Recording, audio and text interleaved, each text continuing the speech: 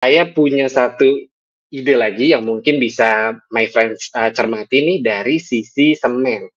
Karena misalnya kalau kita lihat di sini ada satu emiten semen yang punya story yang cukup, baik, yaitu SMGR. Ini saya izin share screen terkait dengan PPT terakhirnya ya dari SMGR. Kalau kita lihat memang, dari laporan, terakhir itu top line SMGR memang lemah, tapi kalau kita lihat di sini penyebab utamanya ya pastinya domestic demand-nya emang rendah lah ya, dan itu ke-hit banget dari sisi penjualan bulk. Nah, bulk ini memang penjualan yang diarahkan untuk, proyek-proyek yang lebih besar, terutama proyek pemerintah.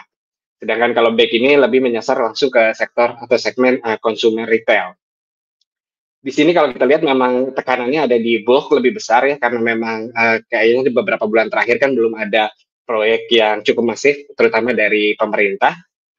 Kalau misalnya kita lihat di sini memang, ter-offset ya penjualannya dari sisi ekspor ya. Kalau ini saya agak lebih jelas sedikit mungkin. Nah, kalau misalnya kita lihat di sini kan, ekspor volumenya 24, 9% atau 25% lah ya. Jadi memang, dari demand domestik yang rendah ini sedikit diringankan oleh penjualan, ekspor. Nah, kalau misalnya kita lihat lagi dari sisi, back and book ya, kalau kita lihat di sini kan, back, average selling, price-nya atau harga rata-rata jual back ini mengalami peningkatan walaupun tidak signifikan ya my friends ya, tapi, di sini menandakan bahwa memang, produk back semen ini memang punya, margin yang cukup besar terutama didukung oleh average selling price yang memang terus, meningkat dan, lebih tinggi daripada penjualan bulk.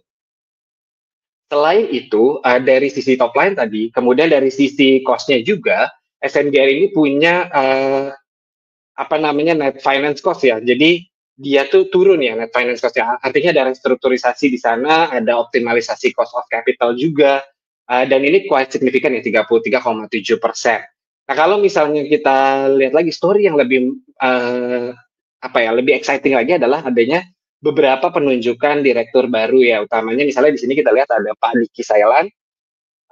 Di sini beliau, dulunya menjabat sebagai, direktur di PT Coca-Cola dan juga Pak Sigit Prastowo. Sebenarnya kenapa dua ini yang menarik, karena dua ini inline ceritanya. Yang pertama kalau Pak Diki ini kan dari FMCG ya.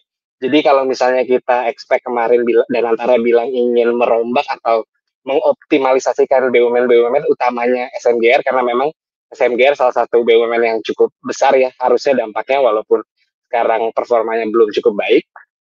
Nah, Pak Diki ini harusnya bisa mengoptimalkan jalur distribusi SMGR supaya kemudian top line-nya bisa jadi lebih baik lagi utamanya karena cerita tadi kalau kita lihat back itu kan langsung ke consumer retail. Kalau misalnya memang Pak Diki ini bisa memperbaiki, market share SMGR kembali ke 50% lebih di, second, atau finance cost tadi ya, kalau misalnya kita efisiensi, harusnya itu bisa jadi, peluang yang cukup baik untuk my friends melihat SMGR ke depannya. Mungkin sekian, saya kembalikan ke Yuli.